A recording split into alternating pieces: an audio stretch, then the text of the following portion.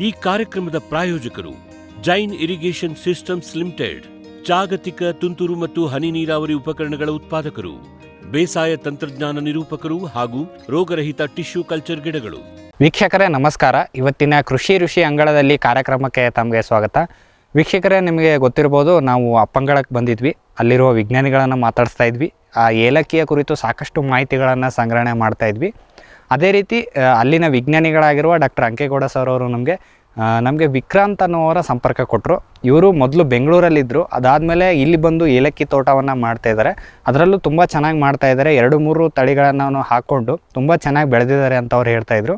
ಹಾಗಾಗಿ ನಾವು ಇವತ್ತು ಕೊಡಗು ಜಿಲ್ಲೆಯ ಸೋಮವಾರಪೇಟೆ ತಾಲೂಕಿನ ಹಾನಗಲ್ ಗ್ರಾಮಕ್ಕೆ ಬಂದಿದ್ದೇವೆ. ಇವತ್ತಿನ ಕಂತಿನಲ್ಲಿ ಶ್ರೀ ವಿಕ್ರಾಂತ್ ಅವ್ರನ್ನ ಮಾತಾಡಿಸಿ ಇವರು ಎಷ್ಟು ಎಕರೆ ಏಲಕ್ಕಿ ತೋಟವನ್ನು ಮಾಡಿದ್ದಾರೆ, ಮೊದಲನೇದಾಗಿ ಏಲಕ್ಕಿ ತೋಟ ಮಾಡಬೇಕಂದಾಗ ಇವ್ರಿಗೆ ಏನೆಲ್ಲ ತೊಂದರೆಗಳು ಕಂಡವು, ಈ ರೀತಿಯ ಒಂದು ಏಲಕ್ಕಿ ತೋಟ ಮಾಡಬೇಕಂದ್ರೆ ಏನೇನೆಲ್ಲ ಚಾಲೆಂಜಸ್ಗಳು ಬರ್ತವೆ, ಏನೆಲ್ಲ ಕಂಡೀಷನ್ಗಳಿದ್ದಾವೆ, ಅದರಲ್ಲೂ ಈ ನೆಲ್ಯಾಣಿ ಆಗಲಿ ಅಥವಾ ಈ ಪಾಲ್ಗುಡಿ ಅಂತ ಹೇಳ್ತೀವಿ, ಈ ಎಲ್ಲ ತಳಿಗಳಿಗೆ ಹೋಲಿಕೆ ಮಾಡಿದ್ರೆ ಯಾವುದು ಉತ್ತಮ, ಹೇಗೆ ಉತ್ತಮ, ಮತ್ತು ಕಾಫಿಗೆ ಹೋಲಿಕೆ ಮಾಡಿದ್ರೆ ಏಲಕ್ಕಿ ಉತ್ತಮನ ಅನ್ನುವ ಎಲ್ಲ ಮಾಹಿತಿಗಳನ್ನು ಅವರಿಂದ ಕೇಳಿ ತಿಳಿದುಕೊಂಡು ಬರೋಣ ಬನ್ನಿ. ಸರ್ ನಮಸ್ಕಾರ. ಸರ್ ನಮಸ್ತೆ ಸರ್. ನಮ್ಮ ಫಾರಂ ಟಿವಿಯ ಕೃಷಿ ಋಷಿ ಅಂಗಳದಲ್ಲಿ ಕಾರ್ಯಕ್ರಮಕ್ಕೆ ತಮಗೆ ಸ್ವಾಗತ ಸರ್. ಸರ್, ನಾವು ಕಳೆದ ಒಂದು 4-5 ದಿನಗಳ ಹಿಂದೆ ಭಾರತೀಯ ಸಾಂಬಾರ್ ಬೆಳೆಗಳ ಸಂಶೋಧನಾ ಸಂಸ್ಥೆ ಪ್ರಾದೇಶಿಕ ಸಂಶೋಧನಾ ಕೇಂದ್ರ ಅಪ್ಪಂಗಳಕ್ಕೆ ಹೋಗಿದ್ವಿ ಸರ್. ಓಕೆ. ಅಲ್ಲಿರುವ ಹಿರಿಯ ವಿಜ್ಞಾನಿಗಳಾಗಿರುವಂತಹ ಡಾಕ್ಟರ್ ಅಂಕೇಗೌಡ ಸರ್ ಅವರು ನಿಮ್ಮ ಸಂಪರ್ಕ ಕೊಟ್ಟರು ಸರ್. ನೀವೊಂದು ಅದ್ಭುತವಾಗಿ ಏಲಕ್ಕಿ ತೋಟ ಮಾಡ್ತಾಯಿದ್ದೀರಾ. ಒಂದು 2 ತಳಿಗಳನ್ನು ಹಾಕಿ ತುಂಬ ಅದ್ಭುತವಾಗಿ ಮಾಡ್ತಾಯಿದ್ದಾರೆ. ನೀವು ಅವ್ರದ್ದೊಂದು ಸಂದರ್ಶನ ಮಾಡಿದ್ರೆ ಏಲಕ್ಕಿ ಹೊಸದಾಗಿ ಯಾರು ಮಾಡಬೇಕು ಅಂತಿದ್ದಾರೆ, ಒಬ್ಬ ಹೊಸದಾಗಿ ಬರುವಂಥ ಬೆಳೆಗಾರರಿಗೆ ಒಂದು ಒಳ್ಳೆಯ ಮಾಹಿತಿ ಸಿಗತ್ತೆ ಅಂತ ಅವರು ಹೇಳ್ತಾಯಿದ್ರು. ಹಾಗಾಗಿ ಇವತ್ತಿನ ಕಂತಿನಲ್ಲಿ ಸರ್ ನಿಮ್ಮನ್ನು ಸಂದರ್ಶನ ಮಾಡಿ ನಿಮ್ಮ ಅನುಭವ ಏನು ಬೆಳೆಯ ಕುರಿತು, ಈ ಏಲಕ್ಕಿಯ ಬೆಳೆ ಕುರಿತು ಅನ್ನೋದ್ರ ಕುರಿತು ಒಂದು ಮಾಹಿತಿಯನ್ನು ನಮ್ಮ ರೈತರಿಗೆ ನೀಡೋಣ ಸರ್. ಓಕೆ ಸರ್, ಮೊದಲನೇದಾಗಿ ಕೇಳೋದಾದರೆ ನಿಮ್ಮ ಕೃಷಿ ಹಿನ್ನೆಲೆ ಸರ್. ನೀವು ಮೂಲತಃ ಕೃಷಿಕರ ಹೇಗೆ? ಹೌದು, ನಾವು ಮೂಲತಃ ಕೃಷಿಕರೇ. ನಮ್ಮ ತಂದೆ ತಾಯಿ ಇರ್ಬೋದು, ಇವರೆಲ್ಲ ಕೃಷಿಕರಾಗಿದ್ದರು. ಓಕೆ. ಅದ ನಂತರ ನಾವು ಒಂದು ಸ್ವಲ್ಪ ಓದ್ಕೊಂಡು ದೊಡ್ಡ ಎಜುಕೇಷನ್ ಅಂತೇನು ಹೇಳೋಕ್ಕೆ ಇಷ್ಟಪಡೋದಿಲ್ಲ. ಸಾಧಾರಣ ಒಂದು ಎಜುಕೇಷನ್ ಮಾಡ್ಕೊಂಡು ನಾವು ಬೇರೆ ವ್ಯವಹಾರಗಳನ್ನ ಮಾಡ್ಕೊಂಡಿದ್ದೋ. ಅದಾದ ನಂತರ ಕೃಷಿ ಬಗ್ಗೆ ಒಂದು ಸ್ವಲ್ಪ ಹೆಚ್ಚಿನ ಇಂಟ್ರೆಸ್ಟ್ ಇರಲಾಗಿ ನಾವು ಈ ಕೃಷಿಗೆ ನಾವು ಬಂದಿದ್ದು. ಮೊದಲು ಅಂದರೆ ನೀವು ಜಾಬ್ ಮಾಡ್ತಾ? ನನ್ನ ಹೆಸರು ವಿಕ್ರಾಂತ್ ಅಂತ. ಫಸ್ಟ್ ಅದು ಮಾಡಲಿಲ್ಲ. ನನ್ನ ಹೆಸರು ವಿಕ್ರಾಂತ್ ಅಂತ. ನಮ್ಮ ಊರು ಹಾನಗಲ್ಲು. ಈ ಪ್ಲೇಸು, ಈ ಏಲಕ್ಕಿ ಬೆಳೆದಿರೋ ಪ್ಲೇಸು ಜಕ್ಕನಹಳ್ಳಿ ಅಂತ, ಸೋಮವಾರಪೇಟೆಯಿಂದ 14 ಕಿಲೋಮೀಟ್ರು. ಹೌದು, ನಾವು ಮೊದಲು ಕೃಷಿಕರೇ. ನಾವು ಮಾಡ್ಕೊಂಡು ಬಂದೆ. ಕಾಫಿ ಮಾಡ್ತಾಯಿದ್ದೋ. ಕಾಫಿ ಇರ್ಬೋದು. ಮೊದಲು ಏಲಕ್ಕಿ ಬೆಳೆದಿದ್ವಿ ನಾವು. 30 ವರ್ಷ ಹಿಂದೆನೇ ಬೆಳೆದು ಅದನ್ನ ಬಿಟ್ಟಾಕಿದ್ದು ಬೇಡ ಅಂತೇಳಿ. ಅದ ನಂತರ ಈಗ ಒಂದು ಸ್ವಲ್ಪ ಇಂಟ್ರೆಸ್ಟ್ ಬಂದು ಮತ್ತೆ ಏಲಕ್ಕಿ ಬೆಳಿಬೇಕು ಅಂತ ಭಾವನೆಯಿಂದ ಸ್ವಲ್ಪ ಆಚೆ ನೋಡಿ ಒಳ್ಳೆ ತಳಿಗಳಿರೋದ್ರಿಂದ ಅದರಿಂದ ನಾವು ಏಲಕ್ಕಿ ಬೆಳೆ ಬಗ್ಗೆ ಹೆಚ್ಚಿನ ಆಸಕ್ತಿಯಾಗಿ ಬಂದಿದ್ದು. Okay sir. ಈಗ ನೀವು ಜಾಬ್ ಮಾಡ್ತಾಯಿದ್ರಿ, ಅದಾದಮೇಲೆ ನಿಮಗೆ ಈ ಕೃಷಿದು ಟಚ್ ಇತ್ತಾ ಸರ್ ನಿಮಗೆ? ಕೃಷಿ ನಾವು ಸಣ್ಣ ವಯಸ್ಸಿಂದನೂ ಕೃಷಿ, ಯಾವುದೇ ಸ್ಕೂಲಿಗೆ ಹೋಗ್ಬೇಕನ್ನು ಕೃಷಿನೇ ಮಾಡಲೇಬೇಕಾಗಿತ್ತು ನಾವಾಗ. ಯಾಕೆಂದರೆ ಆಗ ನಮ್ಮನೇಲಿ ಬೇರೆ ಇನ್ಕಮ್ ಬರ್ತಾ ಇರಲಿಲ್ಲ. ಗದ್ದೆ ಮಾಡ್ತಾಯಿದ್ದೋ. ಗದ್ದೆ ಮಾಡಿದ ತಕ್ಷಣ ಮೆಣಸಿ ಗಿಡ ಅಂತೆಲ್ಲ ಹೇಳ್ತಾರೆ, ಅದೆಲ್ಲ ಬೆಳ್ಕೊಂಡಿದ್ದು ನಾವು. ಮತ್ತು ಹಸುಗಳಿತ್ತು, ದನಗಳೆಲ್ಲ ಇತ್ತು. ನಮ್ಮ ತಂದೆ ತಾಯಿಗಳು ಮಾಡೋದು ನೋಡಿ ನಮ್ಗೆ ಅವು ಇಂಟ್ರೆಸ್ಟು. ನಾವು ಮಾಡಬೇಕಿದ್ನ ಅಂತ ಆ ರೂಟಲ್ಲಿ ಬರಲಾಗಿ ನಮಗೊಂದು ಸ್ವಲ್ಪ ಈಸಿ ಆಯಿತು ಕೃಷಿ ಮಾಡಲಿಕ್ಕೆ ಅಂತ ನನ್ನ ಅನುಭವ ಇದು. Okay sir. ಸರ್, ನೀವು ಹೇಳಿದ್ರಿ ಮೊದಲು ಇಲ್ಲಿ ಈ ಭಾಗದಲ್ಲಿ ಏಲಕ್ಕಿ ಇತ್ತು ಅಂತ ಹೇಳಿ. ಹೌದು. ಅದು ಬರ್ತಾ ಕಡಿಮೆ ಆಯ್ತಾ ಸರ್ ಅದು? ಹೌದು. ಆ್ಯಕ್ಚುಲಿ ನಮ್ಮ ಊರ ಹತ್ರ ಏಲಕ್ಕಿ ಬೆಳೆಯೋದಕ್ಕಿಂತನೂ ಈ ಶಾಂತಳ್ಳಿ ಹೋಬಳಿ ಅಂತಿದ್ದು ಹೆಚ್ಚಿನದಾಗಿ ಕೊಡಗಲ್ಲಿ ಶಾಂತಳ್ಳಿ ಹೋಬಳಿಲೇ ಜಾಸ್ತಿ ಬೆಳೀತಿದ್ದು. ಓಕೆ. ಆಗಿನ ಕಾಲದಲ್ಲಿ 10,000 kg ತನಕ ಬೆಳೆದವರಿದ್ದಾರೆ ಇಲ್ಲಿ. ತುಂಬ ಜನ 2,000, 1,000 ಅಂತ ಬೆಳೆದು ದೊಡ್ಡ ದೊಡ್ಡ ಬೆಳೆಗಾರರು ಎಲ್ಲ. ಅವರು ಆಗಲೂ ಇದೇ ವಾತಾವರಣ, ಈಗನೂ ಇದೇ ವಾತಾವರಣ. ಆಗೊಂದು ಸ್ವಲ್ಪ ಇಂಟ್ರೆಸ್ಟ್ ತಗೊಳ್ಳೋರು ಹಿರಿಯವರು. ಈಗಿನವರು ಸ್ವಲ್ಪ ಸೋಂಬೇರಿಗಳಾಗಿ ಈ ಇಂಟ್ರೆಸ್ಟ್ ಬಿಟ್ಟು ಕಾಫಿ ಬಗ್ಗೆ ಒಲವು ತೋರ್ಬಿಟ್ಟು ಈ ಏಲಕ್ಕಿನ ಹಾಳು ಮಾಡ್ಕೊಂಡ್ರು ಅಂತ ನನ್ನ ಅಭಿಪ್ರಾಯ. ಮತ್ತು ಇದು ವಾತಾವರಣ ಎರಡು ಕೂಡ ಕಾರಣ ಆಗಿತ್ತು.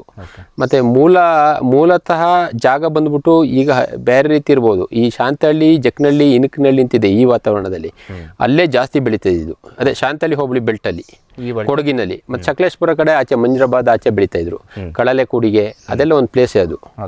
ಹೌದು. ಅಲ್ಲಿ ಜಾಸ್ತಿ ಏಲಕ್ಕಿ, ಅಲ್ಲೂ ಜಾಸ್ತಿ ಏಲಕ್ಕಿ ಬರ್ತಾ ಇತ್ತು ಕರ್ನಾಟಕದಲ್ಲಿ ಹೋಲಿಸ್ಕೊಂಡ್ರೆ. ಕೊಡಗಲ್ಲಿ ಹೋಲ್ಕೊಂಡ್ರೆ ಇದು ಈ ಏರಿಯಾ ಸೋಮವಾರಪೇಟೆ ತಾಲೂಕಲ್ಲಿ. ವಿರಾಜಪೇಟೆ, ಮಡಿಕೇರಿಯಲ್ಲೂ ಬೆಳೀತಾ ಇದ್ರು. ಆದರೆ ಹೆಚ್ಚಿನದಾಗಿ ಇಲ್ಲೇ ಸೋಮವಾರಪೇಟೆ ಈ ಏರಿಯಾದಲ್ಲೇ ಜಾಸ್ತಿ ಬೆಳೀತಾ ಇದ್ರು. ಹೌದು, ಬೆಳೀತಾ ಇದ್ದು. ಈಗ ಇತ್ತೀಚೆಗೆ ಮತ್ತೆ ಜನಗಳು ಏಲಕ್ಕಿಗೆ ಬರ್ತಾ ಇದ್ದಾರೆ ಸರ್ ಇವಾಗ. ಯಾಕಂದ್ರೆ ನಾವು ನೋಡಿದ್ವಿ ಜಾಸ್ತಿ ಮತ್ತೆ ಕೆಲವೊಂದು ತೋಟಗಳನ್ನ ಏಲಕ್ಕಿ ತೋಟಗಳಾಗಿ ಮಾರ್ಪಾಡು ಮಾಡ್ತಾ ಇದ್ದಾರೆ. ಅದೇ ನಿಟ್ಟಿನಲ್ಲಿ ನಿಮ್ದು ಕಾಫಿ ಇತ್ತಾ? ಕಾಫಿ ನಮ್ದು ಹಾನಗಲ್ಲಿತ್ತು. ಓಕೆ. ಇವಾಗನೂ ಇದೆ, ಹಾನಗಲ್ ಕಾಫಿ ತೋಟ ಮಾಡಿದ್ದು. ಮತ್ತು ಏಲಕ್ಕಿ ಈ ನಿಟ್ಟಿನಲ್ಲಿ ಹೇಳಬೇಕು ಅಂದರೆ ಈ ಕಡೆ ಅವರು ಹಳೇಬ್ರೆ ಬೆಳಿತೀರಂಥದ್ದು, ಹಳೆಯ ಜನಗಳು, ಎಕ್ಸ್ಪೀರಿಯನ್ಸ್ ಇರೋಂಥವ್ರು, ಮತ್ತು ಸ್ವಲ್ಪ ಏಜ್ 50 ಎಬೋ ಬೆಳಿತಾ ಇರೋಂಥವ್ರು. ಈಗ ಏಲಕ್ಕಿ ಬೆಳೆ ಮೊದಲೆಲ್ಲ ಹೇಳೋರು ನಾನು ಕೂತ್ಬಿಟ್ಟು ನೆಟ್ಟೆ ಅದು ನಟ್ಟೆ ಹಾಗೆ ಬಂತು ಅಂತ. ಅದು ಇನ್ನೂ ಜನಗಳು ಅರ್ಥ ಮಾಡ್ಕೊಂಡು ಆಗ 10 ಎಕರೆ ಬೆಳೆಯೋರು. 10 ಎಕರೆ ಬೆಳೆದು ಎಕರೆಗೆ 25-30 kg 300 kg ಆಗೋದು 10 ಎಕರೆ. ಈಗ 30 kgನ 30 ಗಿಡದಲ್ಲಿ ಬೆಳಿಬೋದು ಮಿನಿಮಮ್ ಹೇಳೋದು. ಮ್ಯಾಕ್ಸಿಮಮ್ ಜಾಸ್ತಿನೂ ಬೆಳೆದವರು ಇದ್ದಾರೆ, ನಾವು ಯಾಕೆಂದ್ರೆ ಸುಮ್ಮನೆ ಇಲ್ಲದಲ್ಲಿ ಹೇಳಬಾರ್ದು. ಮಿನಿಮಮ್ 30 ಗಿಡದಲ್ಲಿ ಬೆಳೆಯೋದು 30 kg. ಆಗ 30 kg ಬೆಳೆದು ಎಕರೆ, ಒಂದು ಎಕರೆಗೆ 30 kg ಬೆಳೀತಿದ್ದು. ಫಸ್ಟು ಲೆಕ್ಕಾಚಾರ ಚೆನ್ನಾಗಿದ್ರೆ ಈಸಿ ಬೆಳೀಲಿಕ್ಕೆ ನನ್ನ ಪ್ರಕಾರ. ಹಾಗೇನು ಹಿರಿಯರು ಹೇಳೋದು ನಾನು ಅಲ್ಲಿ ಕೂತಾಕ್ದೆ, ಆಗ ಒಂದು ಎಕರೆಗೆ ಆಗ್ತಿದ್ದು 800 ಗಿಡ.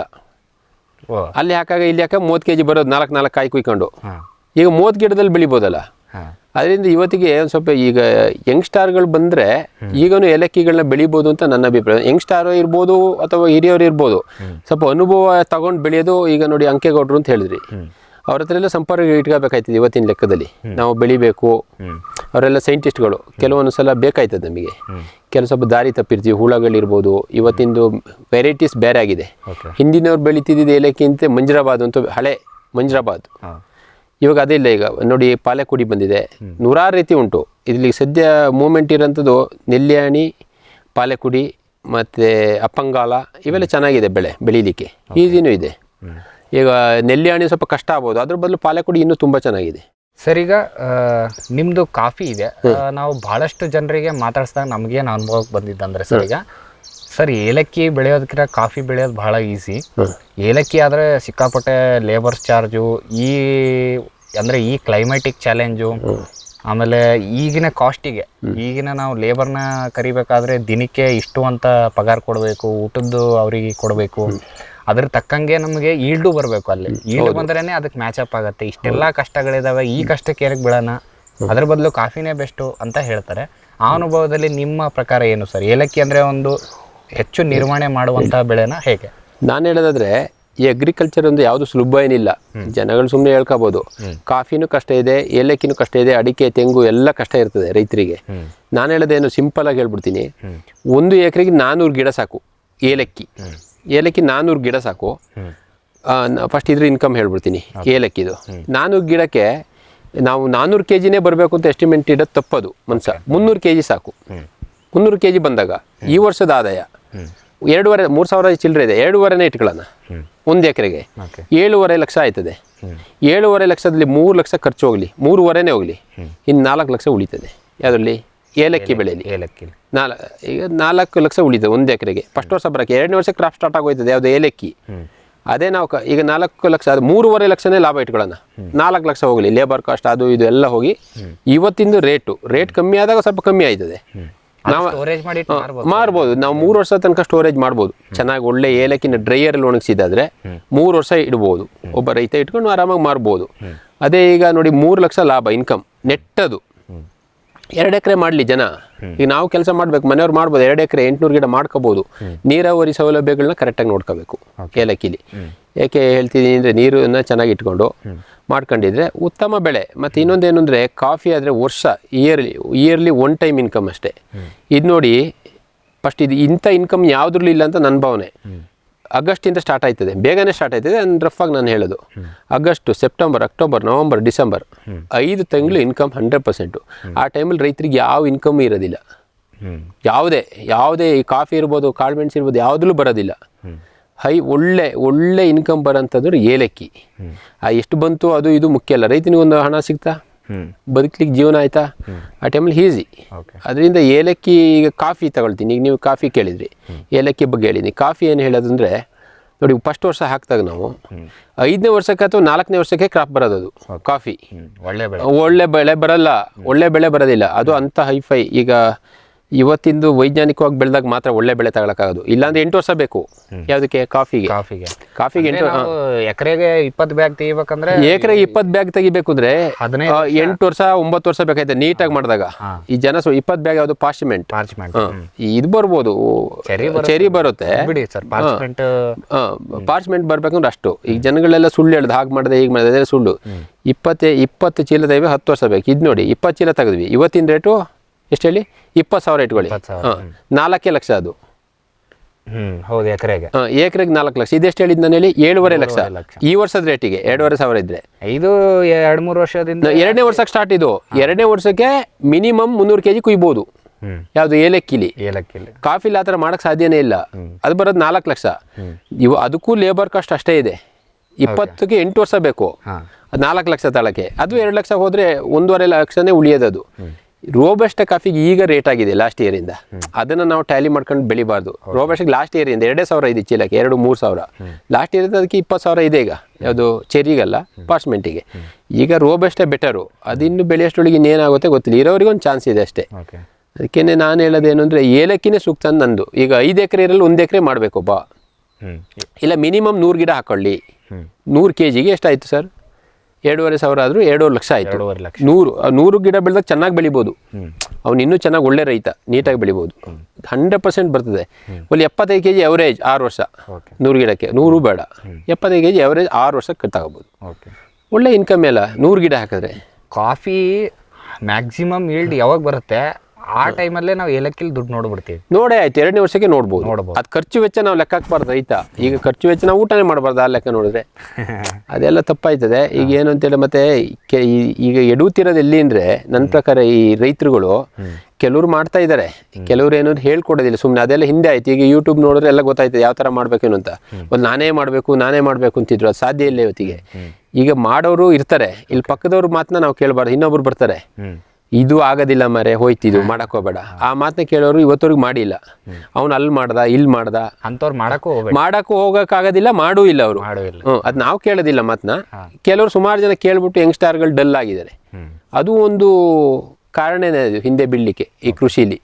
ನನ್ನ ಪ್ರಕಾರ ನೀನು ಹೋಗಿ ಮರೆ ಬೆಂಗಳೂರಿಗೆ ಹೋಗು, ಅಲ್ಲಿ 25,000 ಬರುವಾಗ ನೀಟಾಗಿ ಬರ್ತಾನಷ್ಟೇ, ಮತ್ತೆ ಹೋಗೋ ದುಡ್ಡೇ ಇರೋದಿಲ್ಲ. ನಾವು ಹೇಳೋದು ನನ್ನ ಅನುಭವ ಇದು, ಸುಳ್ಳು ಗಿಳ್ಳು ಹೇಳೋದಿಲ್ಲ, ಅನುಭವ ಇದು. ಸರಿ ಸರ್, ಈಗ ನೀವು ಕಂಪ್ಯಾರಿಸನ್ ಹೇಳಿದ್ರಿ ಕಾಫಿ ಮತ್ತೆ ಇಲ್ಲಿ ಯಾವುದು ಬೆಸ್ಟ್ ಅಂತ ಹೇಳಿ. ಹೌದು.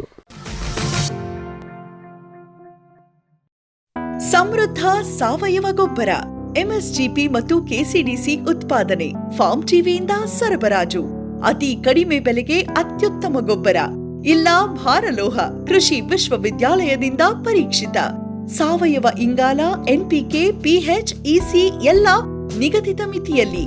ಅಡಿಕೆ, ತೆಂಗು, ಬಾಳೆ, ಕಾಫಿ, ದಾಳಿಂಬೆ, ದ್ರಾಕ್ಷಿ, ಕಬ್ಬು, ಭತ್ತ, ಜೋಳ, ಹತ್ತಿ ಹೀಗೆ ಎಲ್ಲಾ ಬೆಳೆಗಳಿಗೂ ಪ್ರಶಸ್ತ.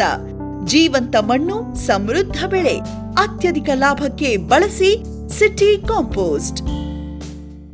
ವಿಶ್ವದಾದ್ಯಂತ ಪೇಟೆಂಟ್ ಪಡೆದ ನ್ಯಾನೋ ತಂತ್ರಜ್ಞಾನದಲ್ಲಿ ತಯಾರಾದ ನೂವಾಲ್ಗಿ ದ್ರಾವಣ. ನೂವಾಲ್ಗಿ ಉಪಯೋಗಿಸಿದ ಮೇಲೆ ತುಂಬಾ ಇಳುವರಿನೂ ಬಂದಿದೆ. ಕಾಳು ಮೆಣಸಿಗಂತೂ ಬಹಳ ಚೆನ್ನಾಗಿ ಬರುತ್ತೆ. ರೇಷ್ಮೆ ಎಲೆನೂ ಚೆನ್ನಾಗಿ ಬರ್ತದೆ. ಗಿಡಗಳು ತುಂಬಾ ಚೆನ್ನಾಗಿ ಬೆಳವಣಿಗೆ ಆಯಿತು. ಯಾವುದೇ ರಾಸಾಯನಿಕ ಅಥವಾ ವಿಶೇಷ ಗೊಬ್ಬರಗಳ ಗೊಡವೆ ಇಲ್ಲದೆ ಎಲ್ಲ ಬೆಳೆಗಳಲ್ಲಿ ಉತ್ತಮ ಗುಣಮಟ್ಟದ ಅಧಿಕ ಫಸಲನ್ನು ಪಡೆಯಿರಿ. ಯಾವಾಗಲೂ ನನ್ನ ಇರೋವರೆಗೂ ನೀವು ಅಲ್ಲಿಗೆ ಅಂತ ಬಿಟ್ಟು ಬಾಳಲ್ಲ ಅಂತ ಒಂದು ಭರವಸೆ ಕೊಡ್ತೀನಿ. ವೆಟ್ ಗಿಡಮೂಲಿಕಾ ಉತ್ಪನ್ನಗಳು, ಮೇಷ ಟಾನಿಕ್, ಕುರಿ ಮತ್ತು ಆಡುಗಳ ಒತ್ತಡ, ರೋಗ, ಕ್ರಿಮಿ ನಿವಾರಕ, ಹೆಚ್ಚಿನ ಬೆಳವಣಿಗೆ. ಕುಕ್ಕುಟ ಟಾನಿಕ್, ಕಡಿಮೆ ಆಹಾರ, ಉತ್ತಮ ಆರೋಗ್ಯ, ಕೋಳಿಗಳ ಅಧಿಕ ಬೆಳವಣಿಗೆ. ಕೆಚ್ಚಲು ಕೇರ್, ಕೆಚ್ಚಲು ಬಾವು ಬರದಂತೆ ತಡೆಯಲು, ಬಂದರೆ ಬಾವು ನೋವು ಶಮನಕ್ಕೆ.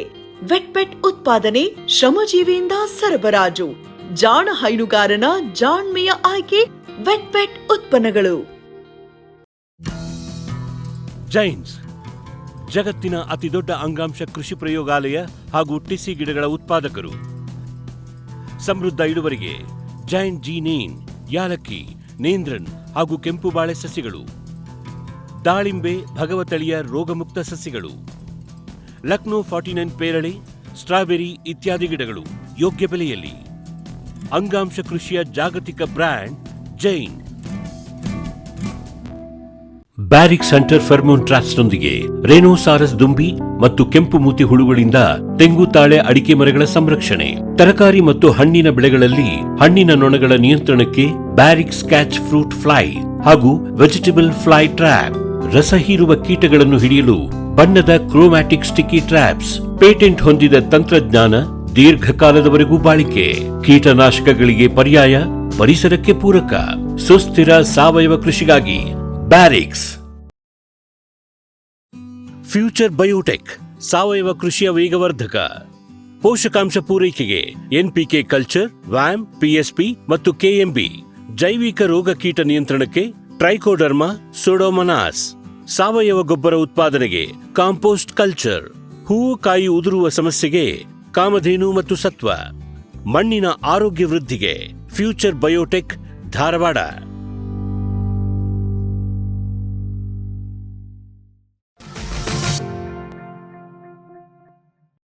ಕೆಲಸ ಸರ್, ಈಗ ಏಲಕ್ಕಿನೇ ಅಂತ ತಗೊಂಡಾಗ ಯಾವ್ಯಾವ ಸಮಯದಲ್ಲಿ ಆಳುಗಳು ಬೇಕಾಗುತ್ತೆ ಅಥವಾ ಯಾವ ಸಮಯದಲ್ಲಿ ಕೆಲಸ ಇರುತ್ತೆ? ಇದ್ರ ಏನು ದೊಡ್ಡ ಕೆಲಸ ಏನು ಇರೋದಿಲ್ಲ. ಫಸ್ಟ್ 400 ಗುಂಡಿ ತೆಗೆಸ್ಬಿಟ್ಟು ಫಸ್ಟ್ ಜನ ಬೇಕಾಗುತ್ತೆ. 400 ಗಿಡ ನೆಡೋದು, ಅದು ಕಾಂಪೋಸ್ಟ್ ಅದೆಲ್ಲ ಹಾಕಿ ನೆಡಬೇಕು. ನಂತರ ನಮಗೆ ಒಂದು 3 ತಿಂಗಳು ಕೆಲಸನೇ ಇರೋದಿಲ್ಲ ಇದರಲ್ಲಿ. 3 ತಿಂಗಳು ಗ್ಯಾಪ್ ಅಂತ ಹೇಳಿದ್ರೆ ಫಸ್ಟ್ ಒಂದೇ ಕೆಲಸ ಏನು ಅಂತ ಹೇಳಿದ್ರೆ, ನೆಲ್ಲಿ ಹಣ್ಣಿ ಆಗಲಿ ಇದೆ ಹೈಬ್ರಿಡ್ ಬೆಳೆಗೆ ಪ್ರತಿ ತಿಂಗಳು 40 ದಿನಕ್ಕೊಂದು ಸ್ಪ್ರೇ ಮಾಡಬೇಕು. ಅದೇ ದೊಡ್ಡ ಕೆಲಸ ಇದರಲ್ಲಿ, ಬೇರೆ ಏನಿಲ್ಲ. 40 ದಿನಕ್ಕೊಂದು ಸ್ಪ್ರೇ ಮಾಡ್ಕೊಂಡು ಬರ್ತಾ ಇದ್ರೆ ಮತ್ತೆ ಬಂದು ಈಗ ನವೆಂಬರಲ್ಲಿ ಫಸ್ಟ್ ವರ್ಷ ಏನು ಕೆಲಸ ಇರೋದಿಲ್ಲ ಜಾಸ್ತಿ. ನೀರು ಕರೆಕ್ಟಾಗಿ ನಾವು ಮಾರ್ಚಿಂದ ನೀರು ಕೊಡಬೇಕಾಯ್ತು ಇದಕ್ಕೆ, ಮಾರ್ಚ್ ಲಾಸ್ಟಿಂದ. ಅದು ಸ್ವಲ್ಪ ರಿಸ್ಕ್ ತಗೋಬೇಕು. ಅದು ಪ್ರತಿಯೊಬ್ಬರಿಗೂ 1 ಎಕರೆ 3 ಜನ ಇದ್ರೆ ಡೈಲಿ ಮೇಂಟೈನ್ ಮಾಡ್ಕೊಂಡು ಹೋಗ್ಬೋದು ಅಂತ ನಾನು ಅಷ್ಟೇ ಸಿಂಪಲ್ ಆಗಿ ಹೇಳ್ಬಿಡ್ತೀನಿ. 1 ಎಕರೆಗೆ 3 ಜನ ಇದ್ರೆ ಡೈಲಿ ಕೆಲಸ ಮಾಡ್ಕೊಂಡು ಹೋಯ್ತಾ ಇರ್ಬೋದು ಅವನು. 2 ರಿಂದ 3 ಅಷ್ಟೇ. ಮೇಜರ್ ಆಗಿ ಒಂದು ನಾಟಿ ಮಾಡೋ ಟೈಮಲ್ಲಿ, ಸ್ಪ್ರೇ ಟೈಮಲ್ಲಿ ನೀರು ನಿರ್ವಹಣೆ ಮಾಡೋದು. ನೀರು ನಿರ್ವಹಣೆ ಕುಯ್ಯುವಾಗ ಅತಿ ಖರ್ಚು ಬರ್ತಿರೋದು ಕುಯ್ಯುವಾಗ. ಈಗ ಸೋಗೆ ತೆಗೆಯೋದು ಅದೆಲ್ಲ, ಸೋಗೆ ಕ್ಲೀನಿಂಗ್ ನೋಡಿ ಅದೇನು ದೊಡ್ಡ ಖರ್ಚೇನು ಬರೋದಿಲ್ಲ. ಅದೆಲ್ಲ ಎಲ್ಲರೂ ಮಾಡ್ಬೋದು, ಗೊತ್ತಿಲ್ಲದವ್ರನ್ನ ಕೂಡ ಕರ್ಕೊಂಡು ಬಂದು ಮಾಡಿಸ್ಬೋದು ಅದನ್ನ. ಈ ಏಲಕ್ಕಿ ಕುಯ್ಯೋದಿದೆಯಲ್ಲ ಅದು ಸ್ವಲ್ಪ ಅನುಭವ ಬೇಕು ಅಷ್ಟೇ. ಆ ಸಮಯದಲ್ಲಿ ಬಹಳ ಸ್ವಲ್ಪ ಟೆಕ್ನಿಕ್ ಆಗಿರೋರ್ನ ಅವ್ರಿಗೆ ಕಲ್ಸ್ಬೇಕಾಯ್ತದೆ. ನಾವು ಟೆಕ್ನಿಕ್ ಅಂತ ಯಾರಿಗೂ ಇರೋದಿಲ್ಲ. ನಾವು ಕರ್ಕೊಂಡು ಬಂದು ತೋರಿಸಿ ಅವ್ರನ್ನ ಕಲ್ಸ್ಕೊಳ್ಬೇಕು. ನಾವು 4-5 ಜನ 10 ಜನ ಎಕರೆಗೆ ಒಂದಿಷ್ಟು ಅಂತ ಐಡಿಯಾ ಇರ್ತದೆ ಅಷ್ಟೇ ಕೆಲಸ. ಆ ಸಮಯದಲ್ಲಿ ಮತ್ತೆ ಪರ್ ಡೇ ಇಷ್ಟು ಹಾರ್ವೆಸ್ಟ್ ಮಾಡಿದ್ರೆ ವರ್ಕೌಟ್ ಆಗುತ್ತೆ. ವರ್ಕೌಟ್ ಹೌದು, ಕ್ಯಾಲ್ಕುಲೇಷನ್. ಈ ವರ್ಷ ರೇಟಲ್ಲಿ 6 kg ಮಾಡಿದ್ರು ವರ್ಕೌಟ್ ಆಯ್ತಾ ಇದೆ ಈ ರೇಟಲ್ಲಿ. ಮತ್ತೆ ಈ ರೇಟು ಅಂತ ಹೇಳಿದ್ರೆ ಇನ್ನೊಂದೇನಾಗಿದೆ ಅಂದ್ರೆ, ಈ ವರ್ಷ 500 kg ಆಗೋರಿಗೆ 150 kgನೇ ಆಯ್ತಾ ಇರೋದು. ಅದು ಒಂದು ಏಟ್ ಬಿದ್ದಿದೆ ಮಳೆ ಕಾರಣ. ಮಳೆ ಮತ್ತೆ ಈ ಗಾಳಿ, ಈ ವಾತಾವರಣ ಪ್ರತಿಕೂಲ ಚಾಲೆಂಜಿಂಗ್ ಬಂದು ಹೋಗಿದೆ ಅಷ್ಟೇ. ರೇಟ್ ಒಳ್ಳೇದಿದೆ. ಇವಾಗ 6 kg ಕುಯ್ದ್ರು ಕೂಡ ವರ್ಕೌಟ್ ಆಯ್ತದೆ. ಒಂದು ಲೇಬರ್ ಒಂದ್ ದಿವಸಕ್ಕೆ 6 kg 6 ರಿಂದ 7 kg ಕುಯ್ದ್ರೆ ಹಸಿ ಒಳ್ಳೆ ಹಣ್ಣುಗಳನ್ನ ಕುಯ್ಬೇಕು. ಅದು ವರ್ಕೌಟ್ ಆಯ್ತದೆ ಈಗ. ಹಂಗ್ ಮಾಡ್ತಾ ಹೋದ್ರೆ ವರ್ಕೌಟ್ ಆಗುತ್ತೆ. ಈಗ ರೇಟ್ ಜಾಸ್ತಿ ಇದ್ರೆ ಇಲ್ಲಿ ಕುಯ್ಯಲ್ಲಿ ಸ್ವಲ್ಪ ಹೆಚ್ಚು ಕಡಿಮೆ ಆದ್ರೆ ನಡೆಯುತ್ತೆ. ಅದು ರೇಟ್ ತಕ್ಕಂಗೆ ನಾವು ಇಲ್ಲೊಂದ್ ಸ್ವಲ್ಪ ಮ್ಯಾನೇಜ್ ಮಾಡ್ತಾರೆ. ಕುಯ್ಯೋರು ಇದಾರೆ, 15-18 kg ತನಕ ಕುಯ್ಯೋರು ಇದಾರೆ. ಕಾಯಿ ಇದ್ದಾಗೆ, ಅದು ಕಾಯಿ ತುಂಬಾ ಇದ್ರೆ 15 kg ತನಕ ಕುಯ್ತಾರೆ. ಕಾಯಿ ಇಲ್ಲ ಅಂದ್ರೆ ಅವ್ರು 6 kg ಕುಯ್ಯಕ್ಕಾಗಲ್ಲ ಅಷ್ಟೇ. ಸರಿ ಸರ್. ಸರ್, ಈಗ ಇದಕ್ಕೆ ವಾತಾವರಣ ಮತ್ತೆ ಬೆಳೆಯುವ ಪ್ರದೇಶವನ್ನ ಆಯ್ಕೆ ಮಾಡೋದಾದ್ರೆ ಯಾವ್ದು ಸೂಕ್ತ ಅಂತ ಹೇಳ್ತೀರಾ ಸರ್? ಬೆಳೆಯೋದು ಸೂಕ್ತ ವಾತಾವರಣ ಅಂತ ಹೇಳಿದ್ರೆ, ಈಗ ಜನಗಳು ಹೇಳ್ತಾರೆ ಆಚೆ ಆಗಲ್ಲ ಈಚೆ ಆಗಲ್ಲ ಅಂತ. ಶಾಂತಹಳ್ಳಿ ಹೋಬಳಿಲಿ ಒಳ್ಳೆ ಇನ್ಕಮ್, ಒಳ್ಳೆ ವಾತಾವರಣ ಅಂತಾನೆ ಹೇಳ್ಬೋದು. ಅಂದ್ರೆ ಕರೆಕ್ಟ್ ಆಗಿ ಮಳೆ ಬರುತ್ತೆ. ಮಳೆ ಜೂನಿಂದ ಶುರು. ಇಡುಕಿ ಟೈಪಲ್ಲಿ ಆಯ್ತದೆ ಇದು. ಇಡುಕಿ ನಾವು ಹೋಗಿ ಬಂದಿದ್ದೀನಿ ಇಡುಕಿಗೆ, ಅದರಿಂದ ನಾನು ಹೇಳ್ತಾ ಇದ್ದೀನಿ. ಇಡುಕಿನೇ ಬಿಡಿ, ಕಾರ್ಡಮಮ್ ರಿಸರ್ವೇಶನ್ ಎಲ್ಲ ಇಲ್ಲೂ ಮಾಡ್ಬೋದು. ಇಲ್ಲಿ ನೀರಾವರಿ ಎಲ್ಲ ತಗೊಂಡ್ರೆ ನಮ್ಮ ಈ ಬೆಲ್ಟ್ ಕೂಡ ಇಡುಕಿ ಮಾಡ್ಕೋಬಹುದು ನಾವು. ಎಲ್ಲರಿಗೂ ಇಂಟ್ರೆಸ್ಟ್ ಇರ್ಬೇಕು. ಯಾಕೆ ಮಾಡಕ್ಕೆ ಎಲ್ಲ ಕಾಫಿ ತೋಟ ಮಾಡಿದ್ದಾರೆ. ಅದರಿಂದ ಪುನಃ ವಾಪಸ್ ಕಾಫಿನ ಕಡಿಯಕ್ಕೆ ಯಾರು ಇಷ್ಟಪಡಲ್ಲ, ಹೆದರಿಕೆ ಧೈರ್ಯ ಇರೋದಿಲ್ಲ, ಅದರಿಂದ ಭಯ ಪಡ್ತಾ ಇದ್ದಾರೆ. ಇಡುಕಿ ಮತ್ತೆ ಈ ಸಾಂತಳ್ಳಿ ಹೋಬಳಿ ಸೇಮ್ ಪ್ಲೇಸ್, ಸೇಮ್ ಮಣ್ಣು, ಸೇಮ್ ಇದು ವಾತಾವರಣ ಎಲ್ಲ ಸೇಮ್ ಇದೆ. ಅಂದ್ರೆ ನಿಮ್ಗೆ ಜೂನ್ ಇಂದ ಮಳೆ ಸ್ಟಾರ್ಟ್ ಆದ್ರೆ ಡಿಸೆಂಬರ್ ಪುನಃ ಡಿಸೆಂಬರ್ ಜನವರಿ ಗಂಟನೂ ಬೀಳ್ಬೋದು ಮಳೆ. ಅದರಿಂದ ಈ ಪ್ಲೇಸ್ ಒಳ್ಳೆ ಸಮ್ಮರ್ ಅಲ್ಲಿ ಒಂದ್ ಸ್ವಲ್ಪ ನೀರು ಹೊಂದಿಕೆ ಮಾಡಿದ್ರೆ ನೀರ್ದು ಕರೆಕ್ಟ್ ಆಗಿ ಸೋರ್ಸ್ ಮಾಡ್ಕೋಬೇಕು ನಾವು. ಅಂತ ಜಾಗಗಳಲ್ಲೇ ಏಲಕ್ಕಿನ ಬೆಳಿಬೇಕು. ಇದೆ ಇಲ್ಲಿ ಹೊಳೆ ಸೈಡ್ ಎಲ್ಲ ಇದೆ, ತುಂಬಾ ಹೊಳೆಗಳಿದೆ, ಅಲ್ಲೆಲ್ಲ ಕಾಫಿ ತೋಟ ಮಾಡಿದ್ದಾರೆ ಅಷ್ಟೇ. ಆತರ ಒಂದು ವಾತಾವರಣ ಹೇಳಿದ್ರಿ. ಈಗ ಮುಖ್ಯವಾಗಿ ವಾತಾವರಣದಲ್ಲಿ ಒಂದು ಚಾಲೆಂಜಿಂಗ್ ಏನ್ ಬರುತ್ತಂದ್ರೆ, ಒಂದು ಡ್ರೈ ಎಲ್ಲ ಎಕ್ಸಸ್. ಹೌದು. ಮತ್ತೆ ಇನ್ನೊಂದು ಎಲ್ಲಿ ಬೆಳಿಬಹುದು ಅಂತ ಇನ್ನೊಂದು ಕೇಳಿದ್ರಿ. ಈಗ ಈ ಏಲಕ್ಕಿಗಳನ್ನ ಸಾಧಾರಣವಾಗಿ ಈ ಪ್ಲೇಸ್ ಅಲ್ಲಿ ಹೇಳಿದಷ್ಟೇ ನಾನು, ಸಾಧಾರಣ 60 ಇಂಚ್ ಮಳೆ ಬೆಳೆಯಂತ ಝೋನ್ಗಳಲ್ಲಿ ನಾವು ಬೆಳ್ಕೋಬಹುದು. ಈಗ ನಮ್ಮೂರು ಹಾನಗಲ್ ಮಾಡ್ಬೋದು, ಹಾನಗಲ್ ಇದೆ, ಆ ಬೆಲ್ಟ್ ಹಾನಗಲ್ಲು, ಮಸ್ಕೋಡು, ಆ ಏರಿಯಾನಲ್ಲೂ ಮಾಡ್ಕೋಬಹುದು ನಾವೀಗ. ಮೊದಲು ಏಲಕ್ಕಿಂತ ಈಚೆನೇ ಆಗಿತ್ತು, ಈಗ ಇದಕ್ಕಿಂತ ಜಾಸ್ತಿಯಾಗಿ ಆಚೆ ಬೆಳೀತಿದ್ರೆ. ಈ ಕಡಲೆ ಕುಡಿಗೆ ಹೇಳ್ದೋ ಅದೊಂದು ಝೋನ್ ಇದೆ, ಆ ಥರ ಎಲ್ಲ ಬೆಳಿಬೋದು. ತುಂಬಾ ಪ್ಲೇಸಿಗೆ ತಕ್ಕಂತೆ ನಾವು ಕೆಲಸ ಮಾಡೋದ್ರ ಮೇಲೆ ಹೋಗುತ್ತೆ. ಸ್ವಲ್ಪ ಮಳೆ ಕಡಿಮೆ ಬೀಳುವಂಗಿದ್ರೆ ನಾವು ತಳಿಗಳನ್ನ ಚೇಂಜ್ ಮಾಡ್ಬೋದು. ಸ್ವಲ್ಪ ಇಳುವರಿ ಕಡಿಮೆ ಬಂದ್ರೆ ಪರವಾಗಿಲ್ಲ, ಬೆಳೆ ಇರುತ್ತೆ. ಹೌದು. ಈ ನೆಲ್ಲಿ ಹಣ್ಣಿ ಎಲ್ಲ ಕಡೆಗೆ ಅಡ್ಜಸ್ಟ್ ಆಗಂತ ಬೆಳೆ.